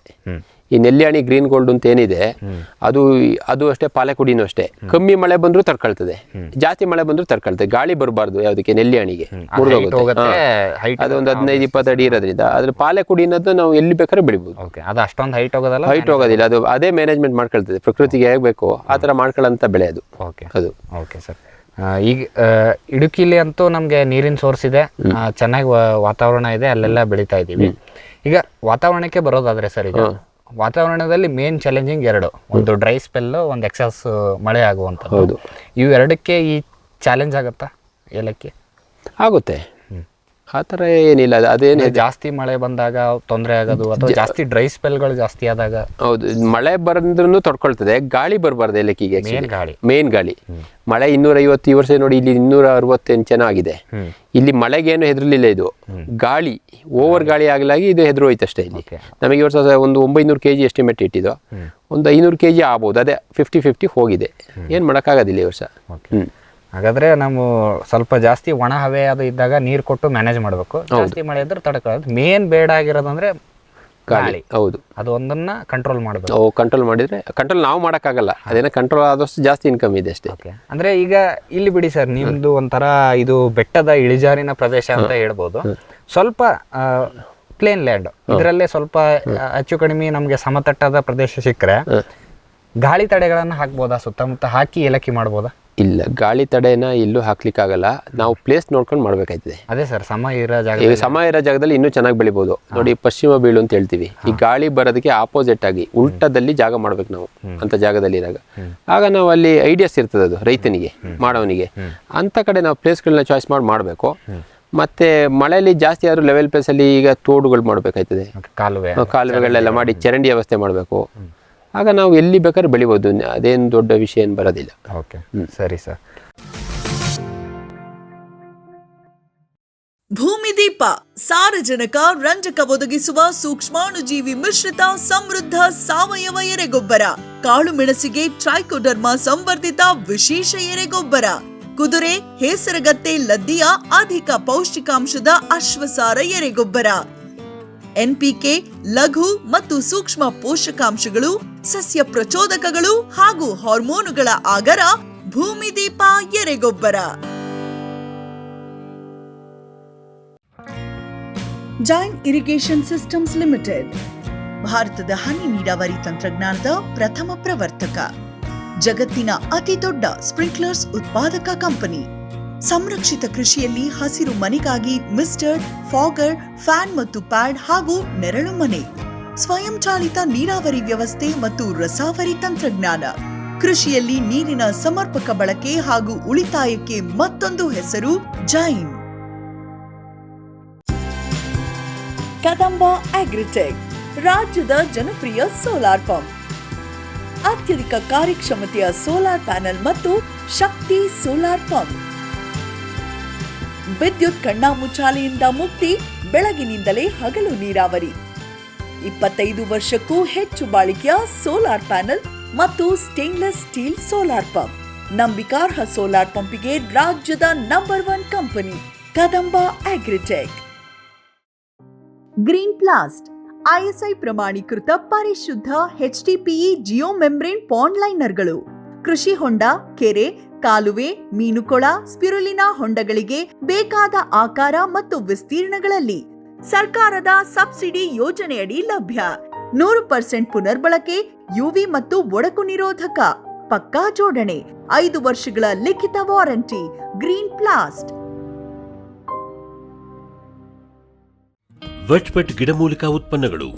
ಬೋವಿಟೋನ್ ವೆಟ್ 33 ಗಿಡಮೂಲಿಕೆಗಳ ಜಾನುವಾರು ಆರೋಗ್ಯವರ್ಧಕ ಟಾನಿಕ್. ದೂದ್ ಪ್ಲಸ್ ಅಧಿಕ ಹಾಲು, ಡಿಗ್ರಿ ಮತ್ತು ಫ್ಯಾಟ್, ರಾಸು ಸುಲಭವಾಗಿ ಹಾಲಿಳಿಸುತ್ತದೆ. ಫಾಸ್ಟ್ ಪ್ಲಸ್ ಗರಿಷ್ಠ ರಂಜಕ, ಕ್ಯಾಲ್ಸಿಯಂ, ಜೀವಸತ್ವಗಳು, ಖನಿಜಗಳು, ಪ್ರೋಬಯೋಟಿಕ್ಸ್ ಇತ್ಯಾದಿ. ಹಸು, ಎತ್ತು, ಎಮ್ಮೆ, ಕೋಣ, ಹಂದಿ, ಕುರಿ, ಆಡು, ಕೋಳಿಗಳಿಗೆ ವೆಟ್ಪೆಟ್ ಫಾರ್ಮುಲೇಷನ್ಸ್ ಉತ್ಪಾದನೆ, ಶ್ರಮಜೀವಿಯಿಂದ ಸರಬರಾಜು. ಜಾಣ ಹೈನುಗಾರನ ಜಾಣ್ಮೆಯ ಆಯ್ಕೆ ವೆಟ್ಪೆಟ್ ಉತ್ಪನ್ನಗಳು. ಈಗ ತಳಿಗಳ ಆಯ್ಕೆ ಸರ್, ಈಗ ಮಾರ್ಕೆಟ್ ಅಲ್ಲಿ ಬಹಳಷ್ಟು ತಳಿಗಳಿದಾವೆ. ಹೌದು, ಅದರಲ್ಲಿ ಜಾಸ್ತಿ ನೆಲ್ಲಾಣಿ ಗ್ರೀನ್ ಗೋಲ್ಡ್ ಅಂತ ಹೇಳ್ತೀವಿ. ಈಗ ಇತ್ತೀಚೆಗೆ ಈ ಭಾಗದಲ್ಲಿ ನಾವು ನೋಡಿದ್ದು ಪಾಲ್ಕುಡಿ ವೆರೈಟಿನ ನಾವು ಜಾಸ್ತಿ ನೋಡಿದ್ದು. ಈ ವೆರೈಟಿನೇ ಹಾಕಿದ್ದ ಅಥವಾ ನೀವು ಇನ್ನೂ ಬೇರೆ ಬೇರೆ ಇದಾವೆ ಸರ್ ವೆರೈಟಿ? ನಾನು ಇವಾಗ ತಿಳಿದ ಮಟ್ಟಿಗೆ ಈಗ ನೆಲ್ಲಿಯಾಣಿ ಮತ್ತೆ ಪಾಲಕುಡಿ ಯಾಕೆ ಬೆಳಿಬೇಕು ಅಂತ ಹೇಳ್ತೀವಿ ಅಂದ್ರೆ, ಇದು ಆಕ್ಚುಲಿ ಇದು ಜನಗಳಿಗೆ ಈಗ ನೋಡಿ ಫಾರಂ ಹಸು ಅಥವಾ ನಾಟಿ ಹಸು ಅಂತ ಹೇಳಿದ್ವಿ, ಆಕ್ಚುಲಿ ನಾವು ಯೂಸ್ ಮಾಡ್ಬೇಕಾಗಿರೋದು ಮಾಮೂಲಿ ಹಳೆ ಕಾಲದ ಏಲಕ್ಕಿಗಳನ್ನ. ಅದನ್ನ ಯಾರು ಇಷ್ಟಪಡೋದಿಲ್ಲ. ಈಗ ಕಮ್ಮಿ ಇದೆ ಒಂದನೇದಾಗಿ ಬರೋದದು, ಮಾರ್ಕೆಟಲ್ಲಿ ರೇಟು ಕಮ್ಮಿ. ಇದು ನೋಡ್ಲಿಕ್ಕೆ ಮಾತ್ರ ಚಂದ. ಇದು ಯಾಕೆಂದರೆ ಈ ಜನಗಳಿಗಾಗಿ ನಾವು ಬೆಳಿತಿರೋದು. ಮತ್ತು ರೈತ ಒಂದು ಸ್ವಲ್ಪ ಇಂಪ್ರೂವ್ ಆಯ್ತಾನೆ. ಒಂದು ಗಿಡದಲ್ಲಿ 1 kg, ಅದು 100 ಗ್ರಾಮ್. ಅದರಿಂದ ಈಗ ಮಾರ್ಕೆಟ್ ಹೇಗೆ ಮಾಡಬೇಕು ಅಂದರೆ ಅದಕ್ಕೂ ರೇಟ್ ಆಯ್ತದೆ. ನಾವೇನು ಮಾಡಬೇಕು, ಯಾವುದೇ ಇದನ್ನು ಏಲಕ್ಕಿನ ಹಸಿನ ಕುಯ್ದು ನಾವು ಬಿಸಿಲಲ್ಲಿ ಒಣಗಿಸ್ಬಾರ್ದು. ಈ ಜನಗಳಿಗೆ ಹೇಳಿದ್ರೆ ಗೊತ್ತಾಗೋದಿಲ್ಲ ಕೆಲವರಿಗೆ. ಇದನ್ನು 48 ಗಂಟೆ ಒಳಗಡೆ ಕುಯ್ದು ಡ್ರೈಯರ್ನ ಯೂಸ್ ಮಾಡಬೇಕು. ಈಗ ಇರೋಂಥ ಹೊಸ ಮೆಥಡ್ ಡ್ರೈಯರ್ಗಳನ್ನ ಯೂಸ್ ಮಾಡಿದಾಗ ಒಂದು ಕಲ್ಲರು, ಕ್ವಾಲಿಟಿ, ಕ್ವಾಂಟಿಟಿ ಎರಡೂ ಬರ್ತದೆ. ಆಗ ನಾವು ಮಾರ್ಕೆಟಿಗೆ ಹೋದಾಗ ಈ ಮಾಮೂಲಿ ಒಣಗಿಸಿಗಿಂತಲೂ 250 ರೂಪಾಯಿ ರೇಟು 100% ಜಾಸ್ತಿ ಸಿಗ್ತದೆ 1 kg ಮೇಲೆ. ಮೇನ್ ಅದು ಡ್ರೈವರಿಗೆ ಹೋಗ್ಬೇಕು, ಡ್ರೈಯರಿಗೆ ಕೊಡ್ಬೇಕು. ಈಗ ತುಂಬಾ ಲೈಟ್ ಅಂದ್ರೆ ಏನು ಬ್ಲೀಚ್ ಎಫೆಕ್ಟ್? ಬ್ಲೀಚ್ ಅಲ್ಲ, ಈಗ ಕಲರಿಂಗ್ ಇರ್ಬೋದು. ಈಗ ಜನಗಳು ನೋಡಿ ದೊಡ್ಡ ಆ್ಯಪಲ್ ನೋಡಿದ ತಕ್ಷಣ ಖುಷಿ ಪಡ್ತಾನೆ. ಈಗ ಸಣ್ಣದಿಲ್ಲ, ಅದು ಏನೇ ವಿಟಮಿನ್ಸ್ ಪೌಷ್ಟಿಕಾಂಶ ಇದ್ರೂ ಅದನ್ನ ತಗೊಳಕಿಲ್ಲ. ನೋಡೋ ಒಂದು ದಪ್ಪು ಚೆನ್ನಾಗಿರ್ಬೇಕು. ಅದೇ ರೀತಿ ಕಲ್ಲರು, ಕ್ವಾಲಿಟಿ ಮತ್ತು ಫಿನಿಶಿಂಗ್ ಇರ್ತದೆ ಡ್ರೈಯರಲ್ಲಿ. ಈ ಇದ್ರಲ್ಲಿ ಒಣಗಿದ್ದು ಅದು ನೋಡಲಿಕ್ಕೆ ಒಂದು ಸ್ವಲ್ಪ ವೈಟ್ ಇರ್ತದೆ. ಅದರಿಂದ ರೇಟ್ ಡೌನು. ಅದರಿಂದ 250 ರೂಪಾಯಿ ರೇಟ್ ಆಟೋಮೆಟಿಕಲಿ ಡೌನ್. ಅದು ಹೇಗೆ ನೀವು ತಗೊಂಡೋಗಿ ಎಷ್ಟೇ ಕ್ವಾಲಿಟಿ ಇರಲಿ ತಗೊಳ್ಳೋದಿಲ್ಲ. ಅದೇ ಡ್ರೈಯರಲ್ಲಿ ಮಾಡಿದಾಗ ರೈತನಿಗೆ ಒಂದು 250 ರೂಪಾಯಿ ರೇಟ್ ಜಾಸ್ತಿ ಸಿಗ್ತದೆ. ನಾವು ಇನ್ನೊಂದು ಏನು ನೋಡಿದೀವಿ ಅಂದ್ರೆ ಸರ್, ಈಗ ಮಾರ್ಕೆಟಲ್ಲಿ ಹಸಿರಿರುವಂತಹ ಏಲಕ್ಕಿಗೆ ಜಾಸ್ತಿ ಬೆಲೆ ಕೊಡ್ತಾರೆ. ಹೌದು. ಈಗ ನಮಗೆ ಗೊತ್ತು ಸರ್, ಈಗ ಏಲಕ್ಕಿ ಹಣ್ಣು ಆದ್ಮೇಲೆನೆ ಅರಿಶಿಣ ಅಂದ್ರೆ ಹಳದಿ ಬಣ್ಣಕ್ಕೆ ತಿರುಗತ್ತೆ. ಅದರಲ್ಲಿ ನೀಟಾಗಿ ಬೀಜ ಇದ್ರೆ ಮಾತ್ರ ಅರಿಶಿಣ ಬಣ್ಣಕ್ಕೆ ತಿರುಗಿ ಅದು ಹಳದಿ ಕಲರ್ ಆಗತ್ತೆ ಅಂತ ಗೊತ್ತು ನಮ್ಗೆ. ಹೌದು. ಈಗ ಗ್ರೀನ್ ಅಲ್ಲಿ ಬಂದಾಗ ಅದು ಒಳಗಡೆ ಇಮ್ಮೆಚೂರ್ ಇದ್ದಿದ್ದು ಒಂದೊಂದ್ಸಲ ಹಾರ್ವೆಸ್ಟ್ ಮಾಡಿದಾಗ ಅದು ಗ್ರೀನ್ ಕಲರ್ ಕೊಡುತ್ತೆ. ಒಳಗಡೆ ಕ್ವಾಲಿಟಿ ಹೆಂಗಿದೆ ಅನ್ನೋದು ಅಸೆಸ್ ಮಾಡೋದು ಭಾರಿ ಕಷ್ಟ ಆಗುತ್ತೆ. ಬಟ್ ಬೆಲೆ ಸಿಗುತ್ತೆ, ಅಸೆಸ್ ಮಾಡೋದು ಕಷ್ಟ ಆಗುತ್ತೆ. ಆ ನಿಟ್ಟಿನಲ್ಲಿ ಅದನ್ನ ನೋಡಿಕೊಂಡು ತಳಿಗಳ ಆಯ್ಕೆ ಮಾಡ್ಬೇಕಾ, ಹೇಗೆ? ಇಲ್ಲ, ಮಾಡ್ಬೋದು ನೋಡಿ. ಕೆಲವರು ಮಾಹಿತಿಯಲ್ಲಿ ತಪ್ಪು ಮಾಡಿದ್ದಾರೆ. ಈ ಗ್ರೀನ್ ನಾವೇನು ನೆಲ್ಲಿಹಣ್ಣಿ ಗ್ರೀನ್ ಗೋಲ್ಡ್ ಅಂತ ಹೇಳ್ತೀವಿ, ನೆಲ್ಲಿಹಣ್ಣಿ ಗ್ರೀನ್ನ ಕುಯ್ಯುವಾಗ ಅರ್ಜೆಂಟ್ ಮಾಡಬಾರ್ದು. ಈಗ 30% ಎಳೆದನ್ನೇ ಕುಯ್ಲಿಕ್ಕೆ ಹೇಳ್ತಾರೆ ಜನ, ಸ್ವಲ್ಪ ಕುಯ್ರಿ ಅಂತ. ಅದೇನು ಮಾರ್ಕೆಟಲ್ಲಿ ರೇಟ್ ಡೌನ್ ಇಲ್ಲ. ಯಾಕೆ ನಾವು ಮಾರ್ಕೆಟಿಗೆ ಡೈಲಿ ನಾವು ವಾರಕ್ಕೊಂದ್ಸಲ ಔಟ್ ಬರ್ತೀನಿ. ನಾವು ಅದನ್ನೇ ಒಳ್ಳೆ ಹಣ್ಣಾಗಿರೋ ತನಕ ಬಿಟ್ಟು ಅದನ್ನೇ ಹಣ್ಣು ಕುಯ್ದಾಗ ಅದೇ ಒಂದು ಬೇರೆ ಕಲರ್ ರೀತಿ ಬಂದಿರ್ತದೆ. ಗ್ರೀನ್ ಬೇಕು ಅಂತಿಲ್ಲ, ಜನಗಳು ಹೇಳ್ಕೊಂಡಿರೋದಷ್ಟೇ. ಕೇರಳ ಇರ್ಬೋದು, ನಮ್ಮ ಇಲ್ಲೇ ಸಕಲೇಶ್ಪುರ ಇರ್ಬೋದು, ಅಲ್ಲಿ ಏನು ಕೇಳ್ತಾರೆ ಅಂದರೆ ತೂಕನೂ ಇರಬೇಕು ಗ್ರೀನ್ ಜೊತೆಗೆ. ಇದನ್ನ ನೀವು ಒಂದು ಸ್ವಲ್ಪ ಹಣ್ಣಾಗಿದ್ದು ಕುಯ್ದ್ರು ಗ್ರೀನ್ ಮತ್ತೆ ಎಲ್ಲ ಶೇಡ್ ಮಿಕ್ಸಿಂಗ್ ಅಲ್ಲಿ ಬರ್ತದೆ ಕಲರು. ಅದು ಸೂಪರ್ ಕ್ವಾಲಿಟಿ. ಅದಕ್ಕೆಲ್ಲ 200 ರೂಪಾಯಿ ರೇಟ್ ಜಾಸ್ತಿ ಹೋಗುತ್ತೆ. ಅದರಿಂದ ನಾವು ಗ್ರೀನೇ ಕುಯ್ಬೇಕು ಅಂತ ಏನುಂಟು, ಆ ಥರ ಏನಿಲ್ಲ. ನಾವು ಮಾಡ್ಕೊಂಡಿರೋ ಅಷ್ಟೇ ಗ್ರೀನ್ ಕುಯ್, ಅದ್ರ ಒಳಗಡೆ ಬೀಜ ಇರೋದಿಲ್ಲ. ಹೌದು. ನಾವೇನು ಹೇಳ್ತೀವಿ ಅಂದರೆ ರೈತರಿಗೆ, ಒಳ್ಳೊಳ್ಳೆ ರೈತರುಗಳಿದ್ದಾರೆ, ಅವ್ರಿಗೆ ನಾವು ಹೇಳಕ್ಕೆ ಇಷ್ಟಪಡೋದು, ನಮಗಿಂತಲೂ ಒಳ್ಳೊಳ್ಳೆ ರೈತರು ಇದ್ದಾರೆ. ಕೆಲವರು ಹಸಿ ಹೇಳಿ ನಾವು ಬರ್ತಾರೆ, ನಮ್ಮ ಹತ್ರ ಡ್ರೈಯರ್ ಇದೆ, ಅವ್ರು ಬಂದಾಗ ನಾನೇನು ಹೇಳ್ತೀನಿ, ಹಣ್ಣಾಗೋ ತನಕ ಕುಯ್ಯಿರಿ, ಏನೂ ತೊಂದರೆ ಇಲ್ಲ, ಗ್ರೀನೇ ಬೇಕು ಅಂತಿಲ್ಲ. ಅದಕ್ಕೂ ಒಳ್ಳೆ ಮಾರ್ಕೆಟಲ್ಲಿ ರೇಟ್ ಇದೆ ಅಂತಲೇ ನಾವು ಹೇಳೋದು. ಅದರಿಂದ ಇದು ಒಳ್ಳೇದೇ. ಅದೇನು ತಪ್ಪು ಭಾವನೆ ತಿಳ್ಕೊಂಡಿರೋದು ಅಷ್ಟೇ, ಗ್ರೀನು ಅಂತ. ಅದು ಗ್ರೀನ್ ಬರ್ತದೆ ಡ್ರೈಯರಲ್ಲಿ ಹಾಗೆ. ಓಕೆ. ಈಗ ನಾವು ನೆಲ್ಲಣಿದು ಒಂದು ವಿಶೇಷತೆ ನೋಡಿದೀವಿ ಸರ್. ಈಗ ಹಣ್ಣಾದರೂ ಸುದಕ್ಕೆ ಅದು ಗ್ರೀನೇ ಆಲ್ಮೋಸ್ಟ್. ಹೌದು, 65-70% ಗ್ರೀನೇ ಇರ್ತದೆ. ಗ್ರೀನೇ ಇರುತ್ತೆ. ಈಗ ಪಾಲ್ ಕುಡಿಲಿ ಆ ರೀತಿ ಆಗುತ್ತೆ? ಪಾಲ್ ಕುಡಿಲು ಗ್ರೀನೇ ಬರ್ತದೆ ಅದು. ಓಕೆ. ಪಾಲ್ ಕುಡಿಲು ಹೆಚ್ಚಿನ ಅಂಶ ಇದು 80% ಬಂದರೆ ಅದು 60% ಗ್ರೀನ್ ಬಂದಿರ್ತದೆ. ಚೆನ್ನಾಗಿ ಕುಯ್ದ್ರೆ ಅದು ಒಳ್ಳೆ ಕಲರೇ, ಅದು ತೂಕ ಜಾಸ್ತಿ. ಇನ್ನು ಇದೆಲ್ಲ 4.5 kg ಬರ್ತದೆ 1 kg. ಅದು 3 kg 800 ಗ್ರಾಮಿಗೆ 1 kg ಬರ್ತದೆ ಪಾಲ್ ಕುಡಿಲಿ. ಅದೊಂದು ವಿಶೇಷ. ಅದ್ರದ್ದು ಅಂದರೆ ಡ್ರೈಯಿಂಗ್ ರಿಕವರಿ ಪರ್ಸೆಂಟೇಜ್ ಜಾಸ್ತಿ ಇದೆ. ಅದು ಒಳಗಡೆ ಬೀಜ ಅಂತ ಹೇಳಿದ್ರಲ್ಲ, ಬೀಜದ ಜಾಸ್ತಿ ಕ್ವಾಲಿಟಿ ಅದ್ರೊಳಗಡೆ, ಅದರಿಂದ ತೂಕ ಜಾಸ್ತಿ. ಅದು ತೂಕ ಜಾಸ್ತಿ. ಸ್ವಲ್ಪ ಇಳುವರಿ ಕಡಿಮೆ ಬಂದ್ರು ಇಳುವರಿ ಕಮ್ಮಿ ಆಗೋದಿಲ್ಲ. ಅದು ಹೇಗೆಂದ್ರೆ ನೋಡಿ, ಇದು 5 kg 1 kg ಬೇಕು, ಅದು 3 kg 800 ಗ್ರಾಮಿಗೆ 1 kg ಬರ್ತದಲ್ಲ. ಹಸಿಕಾಯಿ 5 kgಗೆ ನೆಲ್ಲಿಹಣ್ಣಿ ಗ್ರೀನ್ ಗೋಲ್ಡ್ ಬರೋಂಥದ್ದು. ಈಗ ಓವರ್ ಆಲ್ ಆಗಿ ಸರ್, ಈಗ ಪಾಲ್ ಕುಡಿ 1 ಎಕರೆ ಬೆಳೆದಿದ್ದೀನಿ ಅಂತ ಇಟ್ಕೊಳ್ಳಿ ಸರ್. ನೀವು ನೆಲ್ಲಹಣ್ಣಿ 1 ಎಕರೆ ಬೆಳೆದಿದ್ದೀರಾ. ಈಗ ನೆಲ್ಲಹಣ್ಣಿಯ ಡ್ರೈ ಕಾರ್ಡಮಮ್ ಅಂದ್ರೆ ಏಲಕ್ಕಿ ನೋಡಿದಾಗ ಪಾಲ್ಕುಡಿದು ನಾವು ಏಲಕ್ಕಿ, ಒಣಗಿದ್ದ ಏಲಕ್ಕಿದು 1 ಎಕರೆ ಹೋಲಿಕೆ ಮಾಡಿದಾಗ ವೇಟ್ ವೈಸ್ ಅಷ್ಟೇ ಬರುತ್ತಾ? ಕೆಲಸ ಮಾಡಿದ್ರೆ ಈಗ ನಾನು ಹೇಳಿದ್ನಲ್ಲ, ರಾಮಚಂದ್ರ ಅವರು ನೆಲ್ಲಿಹಣ್ಣಿಗಿಂತ ಜಾಸ್ತಿ ತಗೊಂಡಿದಾರಲ್ಲ ಪಾಲ್ಕುಡಿಲಿ 380 ಗಿಡಕ್ಕೆ. ಯಾರು ನಂಬಕ್ಕಿಲ್ಲ, ಅವ್ರು 460 kg ತಗೊಂಡವ್ರೆ ಅಂದ್ರೆ ಇದ್ರಲ್ಲೂ ಅಷ್ಟೇ. ನಮ್ಮ ಏರಿಯಾದಲ್ಲಿ ಬರೋದಿಲ್ಲ, ನಾವು 250 kg ಮಾತ್ರ ಲೆಕ್ಕ ಹಾಕಬೇಕು. ಯಾವುದು ಪಾಲೆಕುಡಿ ಇರ್ಬೋದು, ನಮ್ಮ ಈ ಏರಿಯಾ ಸಾಂತಳಿ ಹೋಬಳಿಲಿ ನಾವು 500 ಎಸ್ಟಿಮೇಟ್ ಆಗಿ ಬೆಳಿಬಾರ್ದು, ತಪ್ಪದು. 250 kg ಎವರೇಜೇ ತಗೊಳಕ್ಕಾಗೋದು. ಒಂದು ಗಿಡಕ್ಕೆ 1 kg 1 ವರ್ಷ ಬರ್ತದೆ, 2 ವರ್ಷ ಬರ್ಬೇಕಲ್ಲ. ಅಂದ್ರೆ ಎವರೇಜ್ 250 kg 6 ವರ್ಷಕ್ಕೆ 1500 kg ಕುಯ್ಬೋದು ಚೆನ್ನಾಗಿ ಮೇಂಟೈನ್ ಮಾಡಿದ್ರೆ. ಎಷ್ಟು ಗಿಡಕ್ಕೆ? 1 ಎಕರೆಗೆ 1 ಎಕರೆ 400 ಗಿಡ 250 kgನೇ ಕುಯ್ಯಕ್ಕಾಗೋದು. ಅದ್ರ ಮೇಲೆ ಬಿಡಲ್ಲ. ನಾವು 250 ಎವರೇಜು ಇನ್ನೂ ಸೂಪರ್ ಆಗಿ ನಿರ್ವಹಣೆ ಮಾಡಿ ಒಂದ್ ವರ್ಷ 400 ಬರ್ತದೆ, ಒಂದ್ ವರ್ಷ 450 ಬರ್ತದೆ, ಇನ್ನೊಂದ್ ವರ್ಷ 300 ಬರೋದಲ್ಲ, 250 ಬರೋದು. ಅದು ಅಲ್ಲಿಗೆ ಹೋಗುತ್ತೆ, 3 ವರ್ಷ ಮತ್ತೆ ಡೌನ್ ಆಗಿರ್ತದಲ್ಲ. ಅದರಿಂದ ಆ ಎವರೇಜ್ ಅಂತ ನಾವು ಹೇಳ್ಕೋಬಹುದು, ಅಷ್ಟನ್ನ ನಾವು ಹೇಳ್ಕೋಬಹುದು. ಒಂದು ಇದು ಇಳುವರಿದಾಯ್ತು, ಆಮೇಲೆ ಕ್ವಾಲಿಟಿದಾಯ್ತು ಸರ್. ಈಗ ನಿರ್ವಹಣೆ ಸರ್, ಈಗ ಯಾಕಂದ್ರೆ ನೆಲ್ಲಾಣಿ ಹೈಟಿಗೆ ಹೋಗುತ್ತೆ, ಒಂದು ಗಾಳಿದು ಸಮಸ್ಯೆ. ಈ ಪಾಲ್ ಕುಡಿಲಿ ಸರ್, ಪಾಲ್ ಕುಡಿಲಿ ಏನು ವಿಶೇಷ ಅಂದ್ರೆ ಪಾಲ್ ಕುಡಿಲಿ ಗಾಳಿ ಬಂದರೂ ಕೂಡ ಮುರ್ಕೊಳ್ಳೋದಿಲ್ಲ, ಹಾಗೆ ಬೆಂಡ ಆಯ್ತದೆ ಅದು. ಓಕೆ, ಅದು ಇವಾಗ ನೀವು ಬಂದ್ರೆ ಗೊತ್ತಾಗಿಲ್ಲ. ಆ ಟೈಮಲ್ಲಿ ಬಂದಾಗ ನಿಮಗೆ ಇದು ಆಗಸ್ಟ್ ಸೆಪ್ಟೆಂಬರ್ ಅಕ್ಟೋಬರ್ ಬಂದ್ರೆ ನಿಮಗೆ ಕಾಣೋದು ಅದು. ಈಗಲೂ ಇದೆ ಅದು ಕೆಲವೊಂದೊಂದು ನೋಡಿ, ಬಾಗದ ಆ ಥರ ಬಾಗ್ಬಿಡ್ತದೆ, ಮುರ್ಕೊಳ್ಳೋದಿಲ್ಲ ಅದು. ಯಾವುದು ಪಾಲೆ ಕುಡಿ ಏನು ಮಾಡ್ತದೆ ಅಂದರೆ ಅದು ಗೊತ್ತಿದೆ ಯಾವ ಥರ ನಾನು ಇರಬೇಕು ಅಂತ, ಅದಕ್ಕೆ ನಾವು ಹೇಳಬೇಕಾಗಿಲ್ಲ, ಅದಕ್ಕೆ ಚೆನ್ನಾಗಿ ಗೊತ್ತಿದೆ. ಅದರಿಂದ ಹೀಗೆಲ್ಲ ಹೀಗೆ ಮಾಲ್ ಕಳ್ತದೆ ಅದು, ಅದರಿಂದ ಅದು ಮುರಿಯೋದಿಲ್ಲ, 80% ಮುರ್ಕೊಳ್ಳೋದಿಲ್ಲ, ಮತ್ತು ಡ್ಯಾಮೇಜು ಆಗೋದಿಲ್ಲ. ಇದು ಹಾಗಲ್ಲ, 20 ಅಡಿ ತನಕ ಹೋಯ್ತದೆ. ಇದಕ್ಕೆ ಪಾಪ ನಿಲ್ಲಕ್ಕಾಗೋದಿಲ್ಲ ನೋಡಿ, ಕೆಲವು ಕಮ್ಮಿ ಇರೋದು ಮಾತ್ರ ಈಗ ಬಾಗಿದೆ ಅಷ್ಟೇ.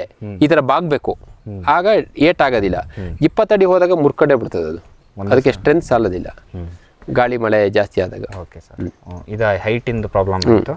ಈಗ ಸರ ಕುಯ್ಯೋದು ಸರ್, ಯಾಕಂದರೆ ನಾವು ಇದನ್ನ ಪಾಲ್ಕುಡಿನ ಮಲಬಾರ್ ಟೈಪ್ ಅಂತ ಹೇಳ್ತೀವಿ. ಅಂದರೆ ಪ್ರೋಸ್ಟೇಟ್ ಕೆಳಗಡೆ ಹರಡಿಕೊಂಡು ಇಳುವರಿ ನೆಲದ ಮೇಲೆ ಬಿದ್ದು ಸರ ಕಾಯಿ ಬರುತ್ತೆ ಹೇಳಿ.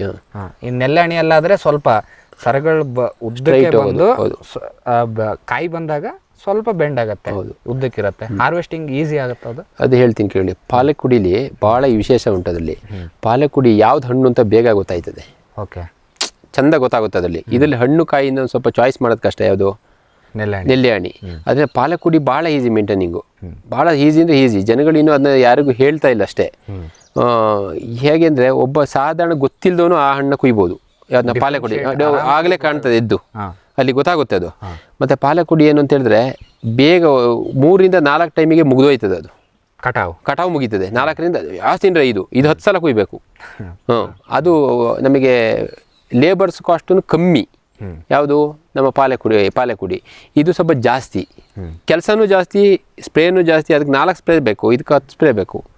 ಅದರಿಂದ ಪಾಲೆಕುಡಿ ಬೆಳೆಯೋದು ನಮ್ಮ ಇದರಲ್ಲಿ 1 ಎಕರೆ ಜಾಸ್ತಿ ಜಾಗ ಇರೋರು 1 ಎಕರೆ ಪಾಲೆಕುಡಿ ಬೆಳಿಬೋದು, 1 ಎಕರೆ ನೆಲ್ಲಿಹಣ್ಣಿ ಬೆಳ್ಕೊಂಡ್ರೆ ಸೂಕ್ತ. ಓಕೆ ಸರ್, ವೀಕ್ಷಕರೇ, ಎಷ್ಟೊತ್ತು ನಮಗೆ ಶ್ರೀ ವಿಕ್ರಾಂತ್ ಅವರು ಹೇಳ್ತಾ ಇದ್ರು, ಈ ಕಾಫಿ ಮತ್ತು ಏಲಕ್ಕಿ ಹೋಲಿಸಿದ್ರೆ ಕಾಫಿಯಲ್ಲೂ ದುಡ್ಡಾಗತ್ತೆ, ಅದಕ್ಕೂ ಏನು ನಿರ್ವಹಣೆ ಮಾಡ್ತೀವಿ ಏಲಕ್ಕಿಯಲ್ಲೂ ಅದೇ ರೀತಿ ನಿರ್ವಹಣೆ ಮಾಡಬೇಕಾಗತ್ತೆ. ಕಾಫಿಗೆ ಹೋಲಿಸಿದ್ರೆ ಏಲಕ್ಕಿ ತುಂಬ ಉತ್ತಮ, ಯಾಕಂದರೆ ಇದರಲ್ಲಿ ದುಡ್ಡು ಬರುತ್ತೆ. ಸ್ವಲ್ಪ ಕಾಫಿ ಥರ ನಿರ್ವಹಣೆ ಮಾಡಿದ್ರೆ ನಮಗೆ ಇಲ್ಲೇನು ಬರುತ್ತೆ ಅದಕ್ಕಿಂತ ಜಾಸ್ತಿನೇ ಬರುತ್ತೆ ಅನ್ನೋದ್ರ ಕುರಿತು ಸಾಕಷ್ಟು ಮಾಹಿತಿಗಳನ್ನು ನಮ್ಮೊಂದಿಗೆ ಹಂಚಿಕೊಂಡ್ರು. ಹಾಗಾಗಿ ಇಷ್ಟೊತ್ತು ಮಾಹಿತಿ ಕೊಟ್ಟಿದ್ದಕ್ಕೆ ಅವರಿಗೆ ಧನ್ಯವಾದಗಳನ್ನು ತಿಳಿಸುತ್ತಾ ಇವತ್ತಿನ ಕಾರ್ಯಕ್ರಮವನ್ನು ಇಲ್ಲಿಗೆ ಮುಗಿಸ್ತಾ ಇದ್ದೀವಿ. ನಮಸ್ಕಾರಗಳು. ಈ ಕಾರ್ಯಕ್ರಮದ ಪ್ರಾಯೋಜಕರು ಜೈನ್ ಇರಿಗೇಷನ್ ಸಿಸ್ಟಮ್ಸ್ ಲಿಮಿಟೆಡ್, ಜಾಗತಿಕ ತುಂತುರು ಮತ್ತು ಹನಿ ನೀರಾವರಿ ಉಪಕರಣಗಳ ಉತ್ಪಾದಕರು, ಬೇಸಾಯ ತಂತ್ರಜ್ಞಾನ ನಿರೂಪಕರು ಹಾಗೂ ರೋಗರಹಿತ ಟಿಶ್ಯೂ ಕಲ್ಚರ್ ಗಿಡಗಳು.